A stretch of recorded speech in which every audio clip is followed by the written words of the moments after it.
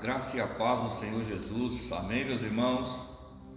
Maravilha, mais uma vez, nós estamos aqui para aprender um pouco mais a palavra do Senhor. Estamos ministrando sobre a visão dos vencedores. Eu confesso dizer para você que tem sido extraordinário, porque eu também tenho aprendido muito, pois é a palavra do Senhor, né? A palavra do Senhor revelada. E quando a palavra do Senhor ela vem revelada no nosso espírito, isso vai trazer edificação para a nossa vida. Isso vai trazer edificação para nós que somos igreja. Amém? E hoje eu quero ministrar sobre a recompensa é o reino. Aleluia. Mas antes de começar a palavra, gostaria de pedir para que você se inscreva no nosso canal.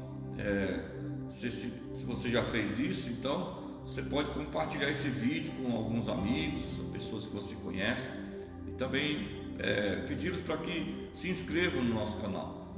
Isso é muito importante para nós, e também para a edificação do corpo, né?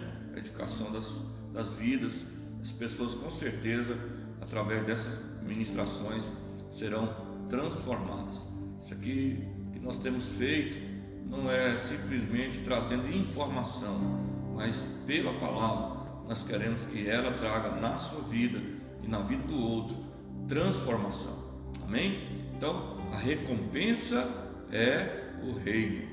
Temos falado muito sobre a salvação, a recompensa, a disciplina, e eu quero falar para você que a Bíblia nos mostra claramente que a recompensa é a coroa. Amém, meus queridos? Então a recompensa que nós receberemos é a coroa, é o trono e também o reino dos céus. E o reino dos céus, então, é a recompensa, ok? O reino dos céus é a nossa recompensa.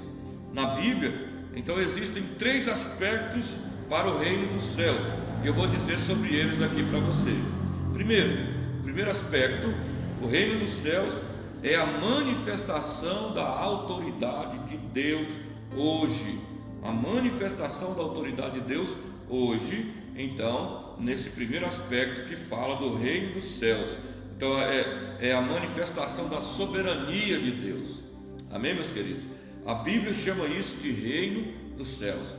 Então, a soberania, a manifestação da autoridade, do poder de Deus.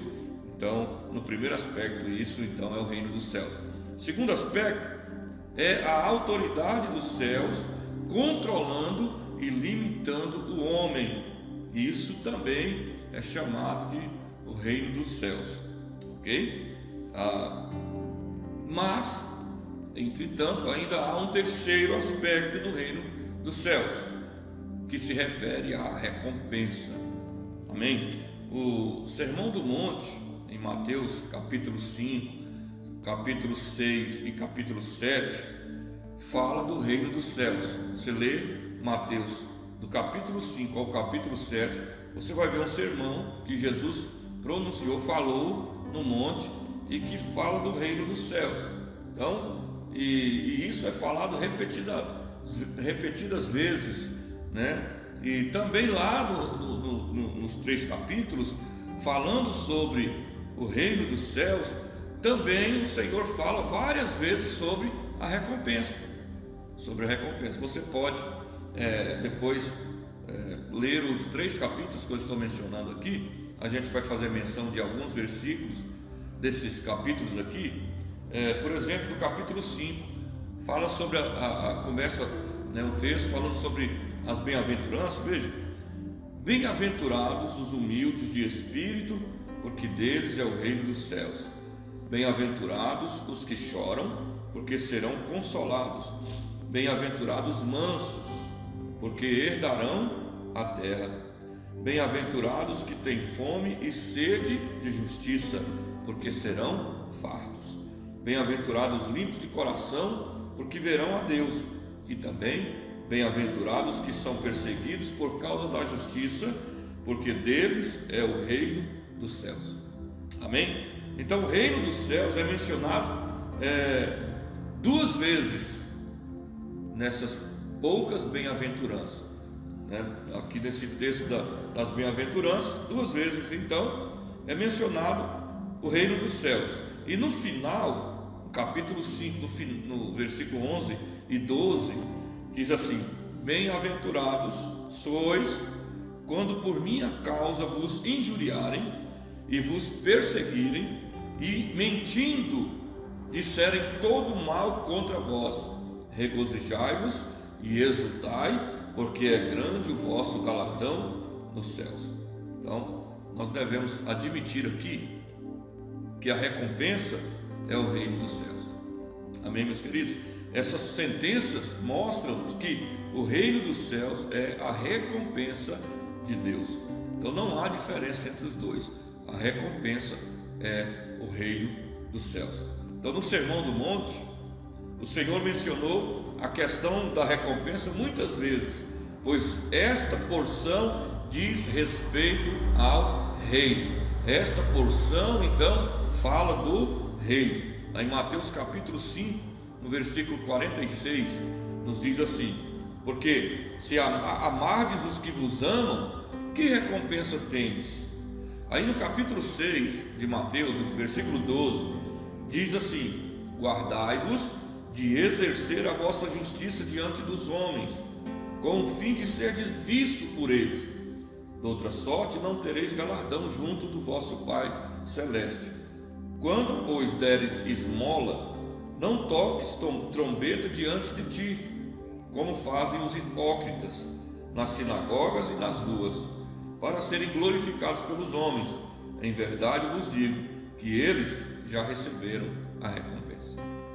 Veja que o versículo 5 diz: e quando orardes, não sereis como os hipócritas, eles já receberam a recompensa.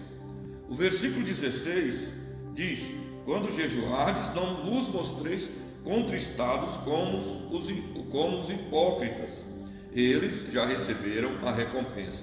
No versículo 4 diz: para que a tua esmola fique em secreto, e o teu Pai que te vê em secreto te recompensará.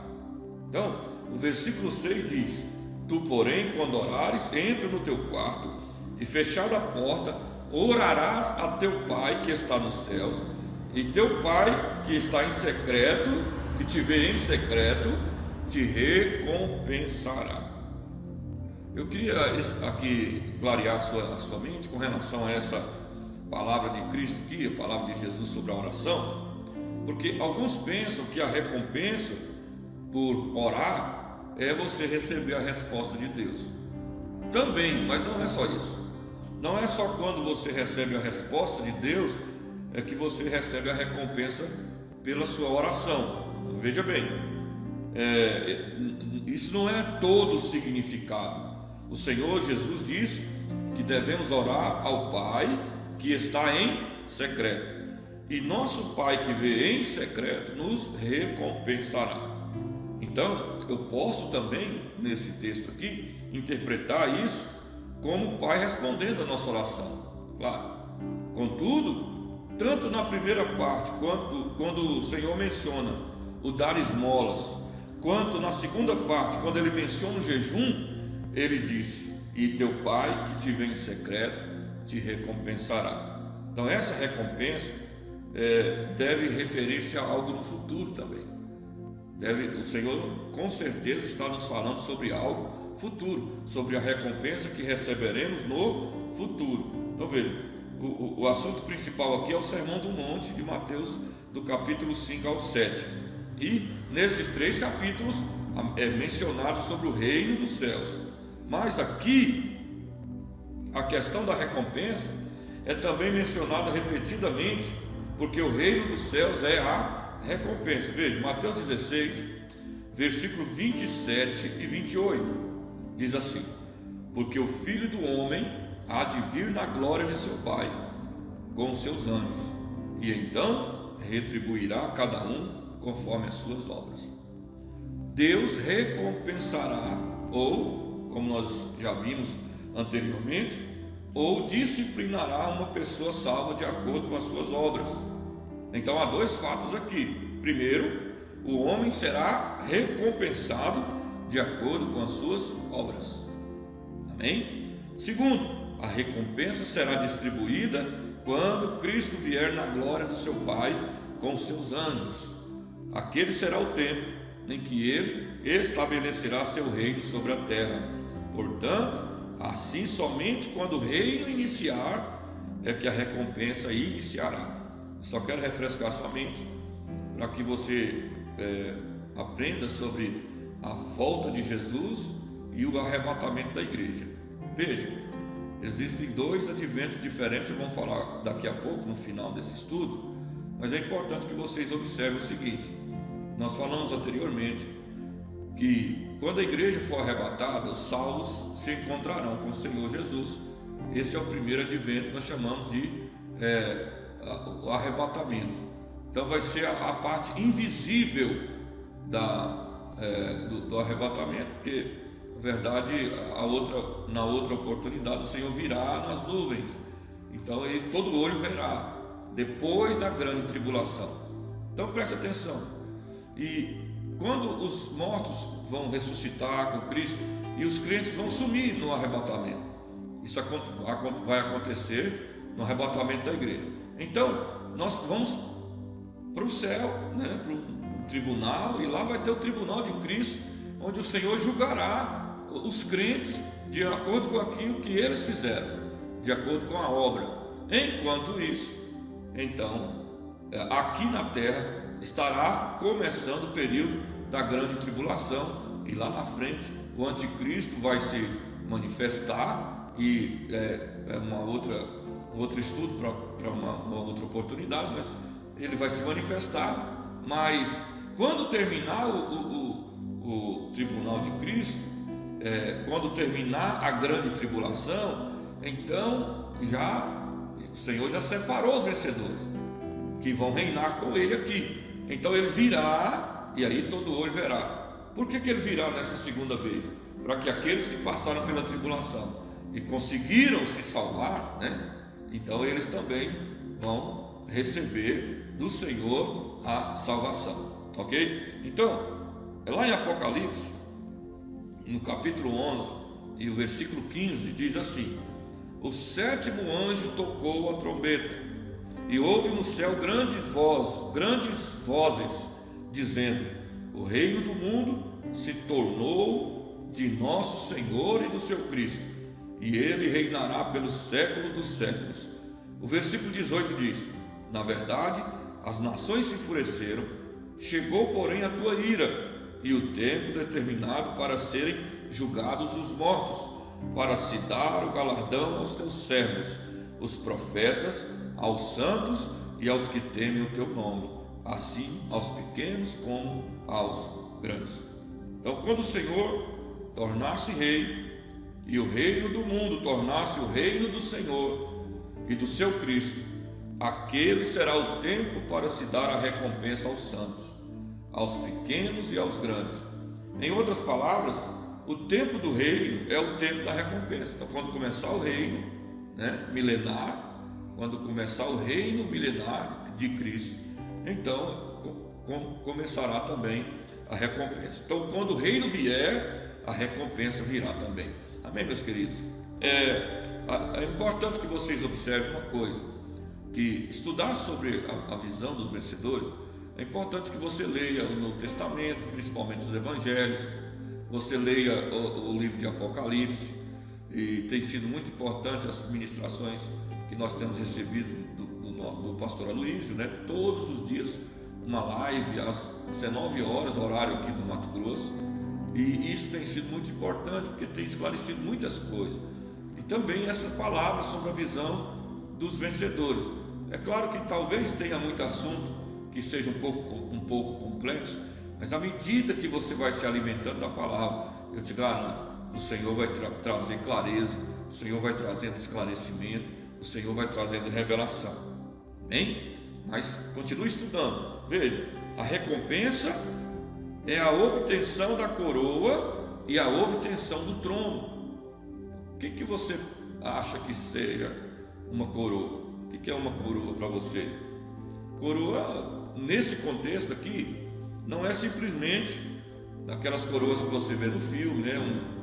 Um chapéu esculpido de ouro e cravejado de diamantes, enfeitado com diamantes. Não, uma coroa aqui no reino representa a posição, representa a posição que você vai ocupar.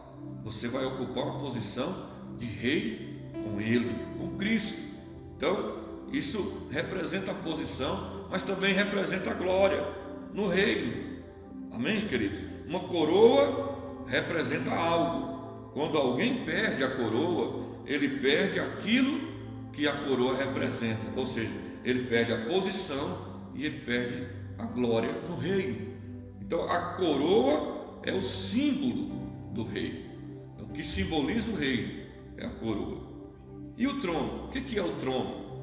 A coroa é uma recompensa para os vencedores, e o trono também é uma recompensa para os vencedores, porque também fala de posição, porque o trono também é um símbolo do reino. Então, no reino, aqueles que forem aprovados no reino milenar, para o reino milenar, para reinar com Cristo, receberão a coroa e o trono.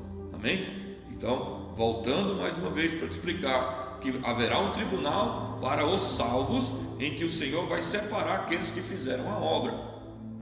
Ele vai separar aqueles que fizeram a obra e que em tudo foram obedientes à vontade de Deus, e fazendo a obra do Senhor, daqueles que não fizeram nada. Então o trono é para o vencedor. O vencedor, ele vai receber no reino a coroa e o trono. Amém? Então ele representa uma posição.